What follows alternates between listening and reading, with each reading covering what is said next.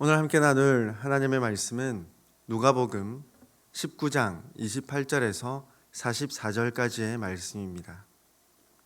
누가복음 19장 28절에서 44절까지의 말씀입니다.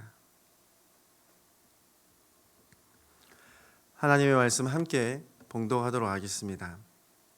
예수께서 이 말씀을 하시고 예루살렘을 향하여 앞서서 가시더라. 감람원이라 불리는 산 쪽에 있는 벳바게와 베다니에 가까이 가셨을 때에 제자 중 둘을 보내시며 이르시되 너희는 맞은편 마을로 가라. 그리로 들어가면 아직 아무도 타보지 않은 나귀 새끼가 매여 있는 것을 보리니 풀어 끌고 오라. 만일 누가 너희에게 어찌하여 푸느냐 묻거든 말하기를 주가 쓰시겠다 하라 하시매 보내심을 받은 자들이 가서 그 말씀대로 만난지라. 나귀 새끼를 풀 때에 그 임자들이 이르되 어찌하여 나귀 새끼를 푸느냐 대답하되 주께서 쓰시겠다 하고 그것을 예수께로 끌고 와서 자기들의 겉옷을 나귀 새끼 위에 걸쳐놓고 예수를 태우니 가실 때에 그들이 자기의 겉옷을 길에 펴더라.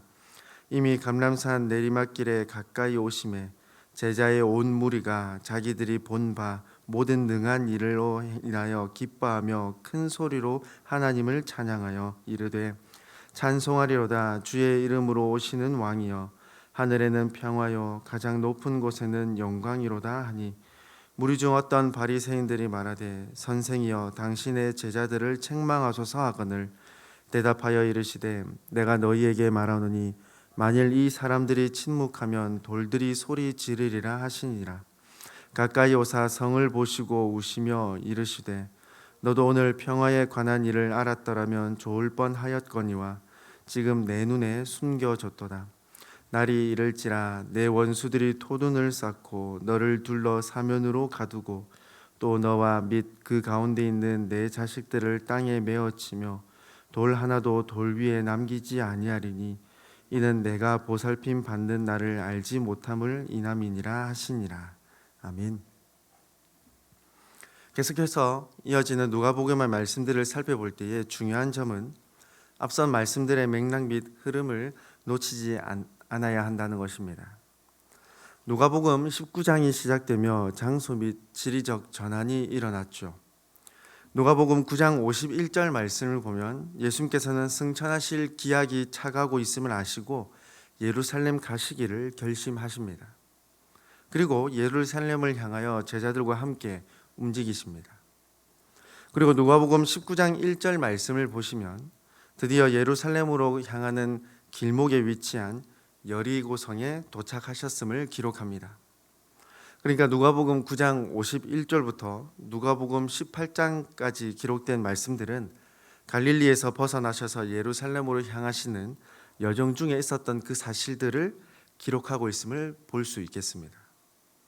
특별히 어제 나누었던 말씀은 본문 11절부터 27절까지 말씀은 예루살렘으로 향하시는 그 과정 중에서 늘 강조하셨던 하나님 나라와 하나님 나라를 기다리는 참 제자의 모습을 다시 한번 강조하셨던 말씀입니다. 동시에 갈릴리에서 예루살렘에 도착하신 예수님의 구원 사역으로 그 초점이 전환되고 있는 본문인 것이죠. 즉 누가복음 19장 이후에서 이어지는 말씀들은 그동안 예수님께서 말씀하셨던 하나님 나라의 완성을 위하여 반드시 필요한 십자가 사역에 지금 초점이 맞추어지고 있다는 것입니다. 오늘 말씀은 드디어 예루살렘에 매우 가깝게 도착하신 예수님에 대한 기록입니다. 여기서 우리는 주목할 표현이 있습니다. 오늘 본문 28절 말씀입니다. 예수께서 이 말씀을 하시고 예루살렘을 향하여 앞서서 가시더라. 헬라어 원문으로 보면 올라가다의 뜻을 지닌 동사 아나바이온이라는 단어가 있습니다. 우리말 번역으로 보면 이 말씀이 이 뜻은 번역되어 있지는 않습니다. 다만 가다라는 동사 에포리오에토라는 이 단어만 동사만 번역되어 있죠. 여기서 가다라는 단어는 미완료 형태를 사용하면서 지금도 진행하는 중, 가고 계시는 중이라는 것을 기록합니다. 또한 올라가다라는 이 아나바이오는 현재 분사라는 이 문법을 사용하여서 지금 진행 중인 모습의 그 상태를 기록하고 있습니다. 그러니까 헬라어 원문을 직역하자면 앞서서 가시며 올라가고 계시는 중이다라는 뜻으로 번역할 수 있겠습니다. 즉 제자들 앞에서 앞장서시며 예수님께서는 예수님 본인 당신의 의지로서 삼위 하나님의 구원 계획에 적극적으로 순종하고 계신 모습을 지금 표현하고 있다는 것이죠. 29절 말씀을 보면 감람원이라고 불리는 산이 위치한 벳바게와 베다니에 가까이 이르르십니다. 감람산이 위치한 벳바게와 베다니는 예루살렘으로부터 약 2에서 3km 정도 떨어진 곳입니다. 이곳에 이르러 예수님은 한 가지 조금은 특이한 명령을 제자들에게 하십니다. 30절부터 31절 말씀입니다. 이르시되 너희는 맞은편 마을로 가라. 그리로 들어가면 아직 아무도 타보지 않은 나귀 새끼가 매어 있는 것을 보리니 풀어 끌고 오라. 만일 누가 너희에게 어찌하여 푸느냐 묻거든 말하기를 주가 쓰시겠다 하라 하시매. 예수님은 제자들에게 명령하시기를 맞은편 마을로 가서 아무도 타보지 않은 나귀 새끼 한 마리를 풀어 끌고 오라고 말씀하십니다. 그리고 나귀 새끼의 주인이 왜 데려가느냐라고 물어본다면 주가 쓰시겠다라고 대답하고 데리고 올 것을 명령하시죠. 제자들은 예수님께서 말씀하신 대로 맞은편 마을로 가자 나귀 새끼를 만나고 그 나귀 새끼를 풀어 데리고 가려 합니다. 그때 나귀 새끼의 주인들이 예수님의 말씀처럼 질문하죠. 왜 그 나귀를 데리고 가느냐? 제자들은 예수님께서 말씀하신 그 대답으로 나귀 새끼를 데리고 옵니다. 예수님께서 하신 이 말씀의 의미는 나귀 새끼에 대한 물질로서의 소유주가 아닌 이 모든 만물의 창조주로서 말씀하셨음을 그 말씀으로 이해하는 것이 가장 타당합니다. 그런데 여기서 중요한 의문이 들죠. 왜 예수님께서는 굳이 나귀 새끼를 데리고 오게 하셨고 어디에 사용하시려는 것일까요? 35절부터 38절까지의 말씀을 보면 알 수 있겠습니다. 제자들은 자기의 겉옷을 나귀 새끼 위에 걸치고 예수님을 태워 모신 뒤에 나귀 새끼가 갈 길목에 자신들의 겉옷들을 또한 옷들을 펼칩니다. 그리고 감람산 내리막길 곧 예루살렘이 한눈에 보이는 곳에 이르르셨을 때에 제자들과 나귀를 타신 예수님의 모습을 본 벳바게와 베다니 사람들이 큰 소리로 기뻐 외칩니다. 38절 말씀이죠. 이르되 찬송하리로다 주의 이름으로 오시는 왕이여 하늘에는 평화요 가장 높은 곳에는 영광이로다 하니. 제자들과 사람들은 지금 예수님께서 행하신 놀라운 이적들을 바라보았고 그 능력 많으신 분이 지금 나귀 새끼를 타고 예루살렘으로 향하시는 것을 보자 당시 사람들은 흔히 생각하던 메시아로 생각하며 환호하며 환영하고 있습니다. 그리고 지리적 장소를 보면 어떻습니까? 익숙한 지명 베다니가 눈에 띄죠. 베다니에서 예수님께서 행하신 기적이 무엇이었습니까? 죽은 지 4일이나 지나 그 시체가 부패하고 냄새가 진동하던 그 나사로를 살려주셨던 장소입니다. 이 기적을 경험했던 베다니 사람들 및 벳바게 사람들은 더욱 크게 기뻐하며 외쳤을 것이 분명합니다. 드디어 예수님께서 유능하신 그 왕으로서 이스라엘을 다스리시기로 작정하셨구나라고 생각했던 것이죠. 다시 앞선 질문들을 생각해 보겠습니다. 예수님께서는 왜 나귀를 타고 지금 예루살렘을 향하고 계실까요? 스가랴 9장 9절 말씀입니다. 시온에 따라 크게 기뻐할지어다 예루살렘에 따라 즐거이 부를지어다 보라 내 왕이 내게 임하시나니 그는 공의로우시며 구원을 베푸시며 겸손하여서 나귀를 타시나니 나귀의 작은 것 곧 나귀 새끼니라. 장차 이 땅에 임하실 메시아를 스가랴 선지자를 통해 예언하신 하나님의 말씀입니다. 예수님께서는 이 말씀을 온전히 이루시기 위하셔서 나귀 새끼를 굳이 데려오도록 명령하셨던 것이죠. 즉 예수님이 곧 기록된 메시아 구원자가 분명하다는 것을 드러내시고 그 말씀을 온전히 성취하시기 위함입니다. 한편 모인 군중들 무리들은 예수님께서 어떤 일을 행하고 계신지 또 어떤 일을 행하실지 왜 나귀 새끼를 타고 오시는지에 대한 관심은 전혀 없는 채 예수님을 향한 인간적인 열망과 기도로 매우 흥분에 가득 찬 상태입니다. 그럼에도 여기서 중요한 점은 무엇이겠습니까? 영적으로 어두워 예수님이 어떤 일을 행하시는지 전혀 알지 못하는 무리들을 통해서라도 하나님께서는 그의 한없는 영광을 드러내고 계신다는 점입니다. 이 광경을 지켜보던 바리새인들이 예수님에게 항의하죠. 그들의 환호를 즉각 멈추고 제지해달라는 항의입니다. 그러나 예수님께서는 그들의 항의를 단호하게 거절하시죠. 예수님을 향한 제자들과 무리들의 찬양과 환호는 하나님께로부터 시작된 그 섭리, 계획이기에 그 누구도 막을 수 없다는 단호한 거절이십니다. 바리새인과 같은 종교 지도자들 또한 여전히 영적 무지에 잠겨 있음을 보여주죠. 오히려 그들의 무지와 교만을 예수님께서는 지적하시며 드러내십니다. 한편 이어지는 41절부터 44절까지의 말씀들을 보면 단호하시면서도 엄중하신 예수님의 모습과는 달리 예수님께서는 예루살렘을 바라보시며 우시는 장면이 등장합니다. 예수님의 시점으로 보면 어떻습니까? 매우 안타깝고 슬픈 상황입니다. 나귀를 타시고 예루살렘으로 향하시는 이 순간은 하나님의 말씀이 성취되는 놀라운 역사적인 순간입니다. 무리들은 하나님께서 계획하신 섭리에 따라 메시아 되시는 예수님을 환영하며 높여드리고 있습니다.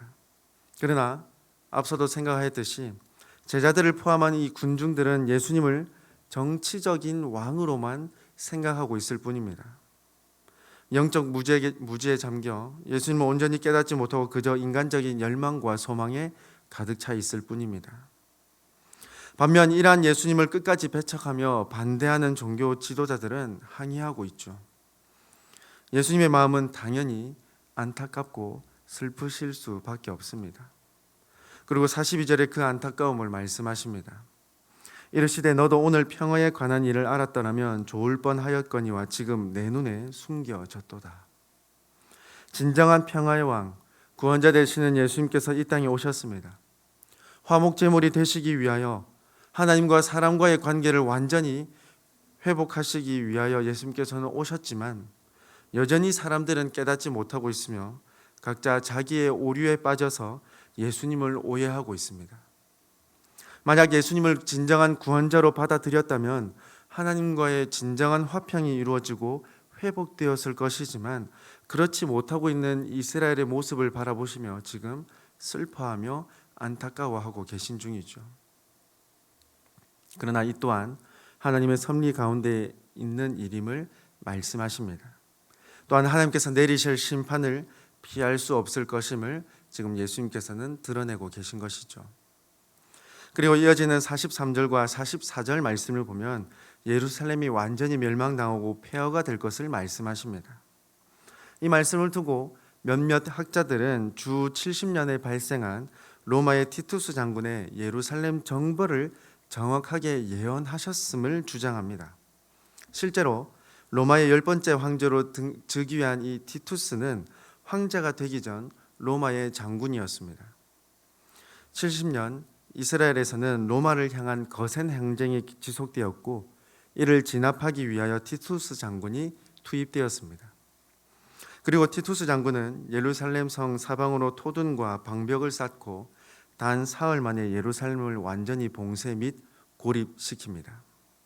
결국 예루살렘을 무력화하고 예루살렘을 완전히 폐허로 만들고 그 항쟁들을 완벽하게 진압하게 됩니다. 주 70년에 이루어질 이 예루살렘의 이 멸망을 예수님께서는 정확하게 예언하셨다라고 주장하지만 역사적인 관점으로만 본다면 위험 요소가 있습니다. 만약 역사적 사건으로만 본다면 주 70년 이후 더 이상의 심판이 없다는 것을 의미하게 될 것입니다. 그러므로 예수님께서 말씀하신 이 예언의 말씀은 역사적인 사건으로만 이해하는 것이 아니라 이를 넘어서 참 구원자 되시는 예수님을 받아들이지 않는 죄인들에 대한 하나님의 영원한 심판을 선포하셨다는 것을 우리는 충분히 알 수 있다는 것입니다. 사랑하는 우리 성도 여러분, 사순절을 묵상하며 보내고 있는 시기에 오늘 말씀은 우리에게 더욱 와닿습니다. 예수님은 우리의 죄를 대신하여 십자가 지시기 위하여 앞장서셔서 예루살렘으로 적극적으로 앞서 가셨습니다. 선지자의 예언대로 나귀 새끼를 타고 예루살렘으로 향하십니다.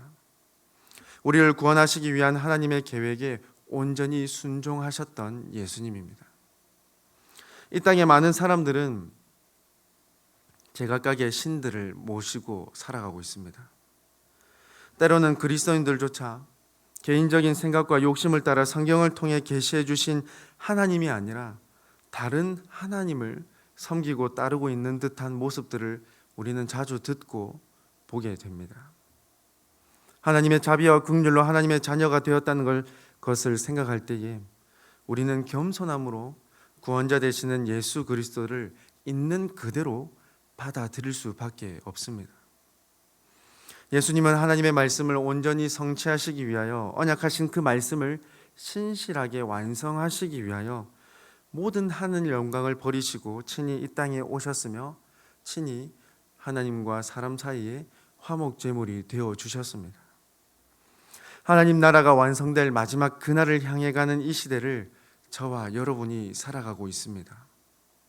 이 마지막 시대를 살아가는 저와 여러분의 모습을 보시는 하나님의 마음은 어떠실까요? 어제의 말씀처럼 착하고 충성된 종이라 기뻐하시며 칭찬하고 계실까요? 아니면 안타까워하고 계실까요? 오늘 말씀을 두고 저와 여러분의 모습을 깊이 묵상해 볼 수 있기를 바랍니다. 마지막 시대를 살아가는 하나님 나라의 백성으로서 예수님께서 가르쳐 주신 참 제자의 길을 따라가는 저와 여러분이 될 수 있기를 간절히 소망합니다. 삼위 하나님의 능력을 사모하며 기도하기를 쉬지 않는 제자, 삼위 하나님과의 풍성한 교제의 시간이 되는 이 예배에 최선을 다하며 영과 진리로 힘쓰는 제자, 삼위 하나님의 자비와 긍휼을 닮아 온전히 실천하는 제자가 되기를 간절히 소망합니다. 함께 기도드리겠습니다. 사랑과 은혜가 많으신 하나님 아버지, 오늘도 하나님의 은혜를 사모하게 하시고 하나님께서 베푸신 사랑과 긍휼을 묵상하게 하심에 감사드립니다. 우리에게 베푸신 그 사랑과 자비를 잊지 않게 하시고 날마다 하나님의 말씀을 묵상하고 깨닫는 지혜가 넘쳐나게 인도하여 주시옵소서. 삼위 하나님께서 깨닫게 하시는 하나님 나라에서 하나님의 백성으로서 자녀로서 살아갈 수 있는 귀하고 복된 그리스도인들 다 되게 하여 주시옵소서. 무엇보다 하나님께 겸손히 순종하는 우리의 모습으로 하나님께서 영광 받아주시고 하나님께서 주시는 믿음과 담대함으로 이 땅에서 넉넉히 승리하며 살아갈 수 있는 우리 모두가 되게 하여 주시옵소서. 아버지 하나님, 오늘도 하나님께서 허락하신 하루를 살아가고자 합니다. 전쟁과 기근, 자연재해로 고통받는 자들을 하나님께서 위로하여 주시고 이 땅의 참 주인은 오직 하나님 한 분밖에 없다는 놀라운 진리를 발견하고 몸과 영혼이 회복되는 은혜를 허락하여 주시옵소서. 또한 몸과 마음이 어렵고 지치고 병든 지체들을 친히 돌보아 주시고 치유의 능력을 허락하여 주셔서 모든 생명의 주관자 되시는 하나님의 은혜를 풍성히 누리도록 인도하여 주시옵소서. 오늘도 하나님께서 우리를 지켜 보호하여 주실 것을 믿고 감사드리오며 우리의 참 생명과 부활 되시는 예수님의 이름으로 기도드리옵나이다. 아멘.